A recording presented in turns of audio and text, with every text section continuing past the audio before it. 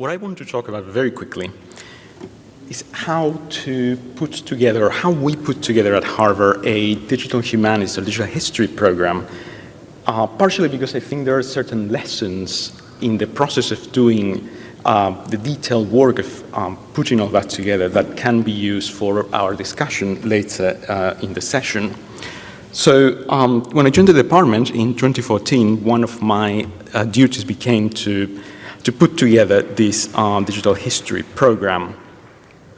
So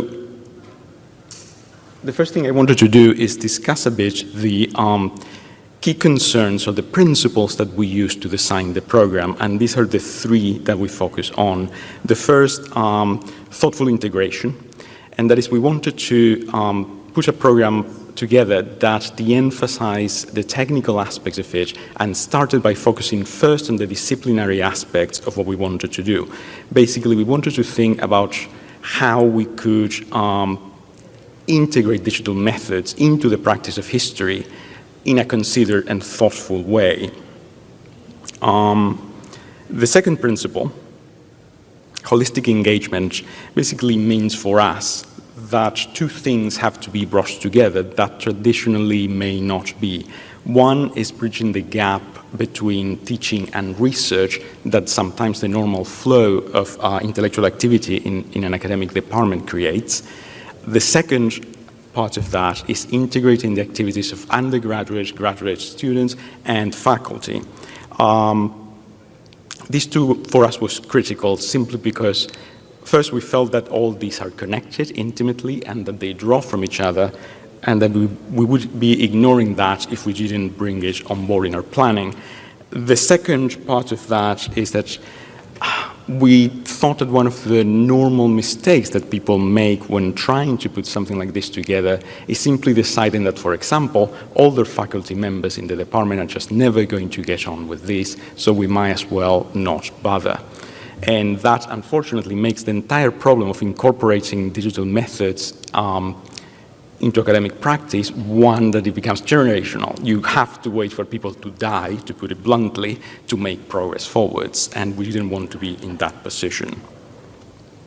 The third principle was sustainability. We wanted to prioritize long-term goals, capacity building, and not just focus on immediate projects that could be maybe flashier or generate better, more attractive results quickly. We wanted to try to focus on the really essential aspects that will allow us to put together a program that will last a long time. Part of that meant, again, prioritizing less flashy things, while at the same time being aware that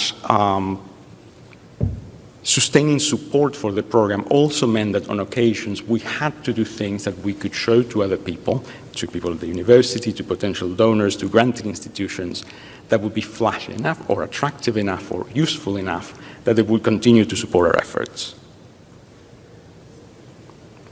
So, without a lot of structure, I want to show you a few of the initiatives that we put together. Obviously, we focus a lot on digital literacy, how to teach people to think about the usage of digital tools and methods and how to train them in those tools and methods. We did this through a number of things. We have a number of traditional instruction courses in the department, Introduction to Digital History, History Design Studio, Mapping History based on things like GIS. We also try to create an unstructured space for experimenting, something that we could work collectively, where students and faculty could actually try things without fear of failure. That was our history lab course, where basically faculty in the department bring projects, their own research projects, and then they are paired with students interested in those, and for an entire term, they work on that research in a very unstructured way. One of the most successful of these initiatives, however, was the third one on that screen, the Digital Teaching Fellows Program. What the program does is basically pair graduate students with faculty for developing and teaching a course that incorporates some sort of digital method. And graduate students are designated as digital teaching fellows, are trained And then they are part of the process of developing those courses. They assist faculty in the process of integrating this thoughtfully, not just as something, an afterthought that usually students are going to immediately notice and hate, but actually something that really improves the learning experience. We run this program as a pilot in history in 2014, and then we got a grant and used that to extend it to the entire Faculty of Arts and Sciences. We have served already 14 departments, around 50 courses, 30 faculty, 40 grad students.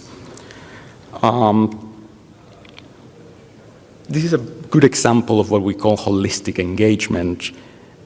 It really does make much more engaging courses for undergrads, and we have had fantastic feedback in that regard. At the same time, for graduate students, it exposes them to methods in the digital humanities, it teaches those methods, and it's led to many of them actually taking them up for their thesis work, for their own research. And that kind of spillover effect also counts for faculty that get exposed to this, get interested, and then start thinking about how they can incorporate those methods into the research. A part of course, putting all this together is finding the infrastructure to make it happen, and that is one of the biggest challenges. You need things like web hosting, database servers, infrastructure that is both physical and logical, software, licenses, also spaces. So another thing we did is we took some absolutely awful classrooms in the history department and redid them to actually support these activities. I don't have here photos of the original classrooms, so you'll have to believe me, they're absolutely appalling. We designed these spaces to sort of incorporate technology, but again, in a thoughtful way. So the one that I'm showing you here is basically designed to allow all kinds of activities. The seating can be rearranged. There are 4 large flat screens on the side, a big projection screen on the front of the classroom, all kinds of infrastructure for recording classes, broadcasting classes, and so on and so forth. But the key points I wanted to make is that when we designed the classrooms, the guiding principle was the one of thoughtful integration, in this case of technology into the teaching and learning space. So for example, with one of the classrooms, which I'm showing you here, if you walked into it, you would see no technology. Even the big screen is actually hidden in a piece of furniture, and it will only emerge if you actually ask for it. That's because we wanted to have this welcoming and very functional space, but make sure that the potential uses range from completely analog to really digitally engaged usage. We wanted the technology to be invisible if you didn't want to deal with it. We went to great lengths to ensure that, and one of those things was completely redesigning the interface that all these screens and things come by default with. So we actually thought every aspect of the interface so that if all you wanted to do is just show up, connect your computer, and have a PowerPoint presentation, this would never frustrate you. You could do it easily. But if you really wanted to use all 5 screens and move things around and get your students to share things, you could do all that in a very intuitive way. More on the infrastructure side, we also created, the idea here is that Harvard is extremely siloed. Everything is subdivided and we don't talk to each other. 2 years ago, we needed badly an annotation plugin for Canvas. So after a while, someone called up a meeting. When we showed up to that meeting, we realized that there were 5 different teams in the Faculty of Arts and Sciences developing exactly the same type of software.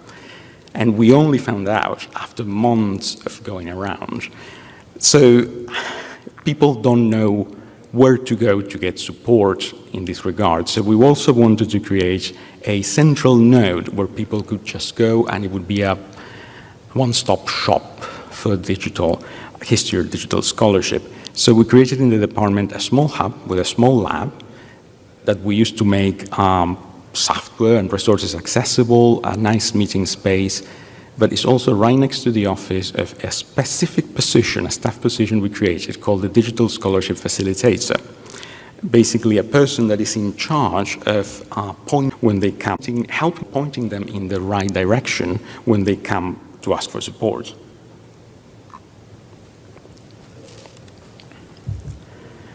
When we first started trying to figure out how we were going to put all this together, the only way to do it was to create partnerships. Basically, when I first showed up on campus, I was starting to teach my introduction to digital history. I needed resources. I didn't know where to get them. No one in the department knew where to get them.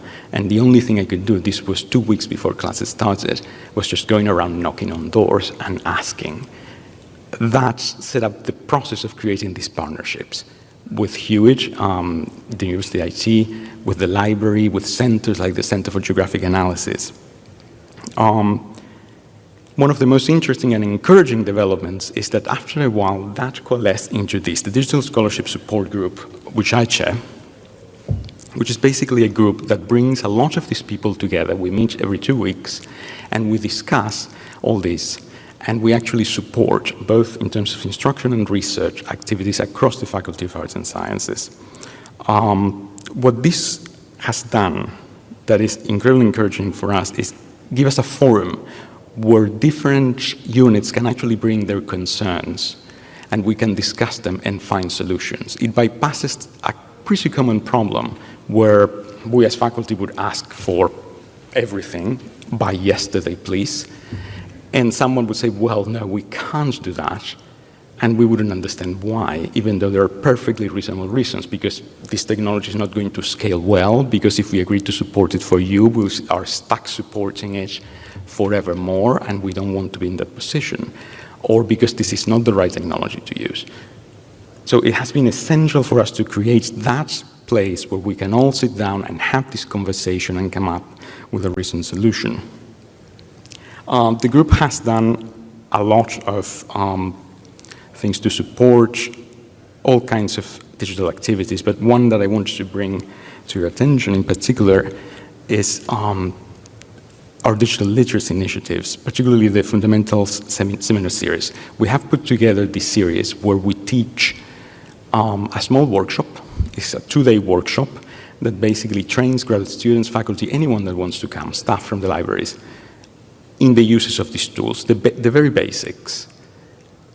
And that enables them to take more advanced workshops later on without those workshops having to start always from scratch. So we teach them how to scrape things from websites, how to use regular expressions to message data, how to clean data, how to format it properly, how to do some basic visualization to see what your data looks like, to learn to think about it. And then we organize advanced workshops that focus much more on certain specific aspects, like GIS or mapping or topic modeling and so on and so forth. We are planning to create a system whereby if you take a number of these courses, you can then, or grad students can then get a grad certificate to add to their CV. And we're also transforming it into a Harvard X online course. I forgot what that sign meant, so I'm going to finish very quickly. I wanted to show you, and particularly because Harriet mentioned this is Omeka. This is one of the things, I wanted to tie this to publishing, which I assume is your main interest. One of the things we've been using for publishing, both in terms of course usage and outside of courses, to allow grad students to put things out there, to allow faculty to have companions to their books and papers, is the open source platform that Harriet mentioned, Omeka. We have developed a number of customizations. All is open source, and the code we develop is also open source. And we contributed back to Omeka. It's things like integrating with IIIF so that you can draw resources from the library or image libraries, integrating with the Harvard authentication system. This is a course that I thought it's an incredibly useful tool in terms of getting students to, sorry? Oh, brilliant. Maybe. Perfect. So now I can't see it.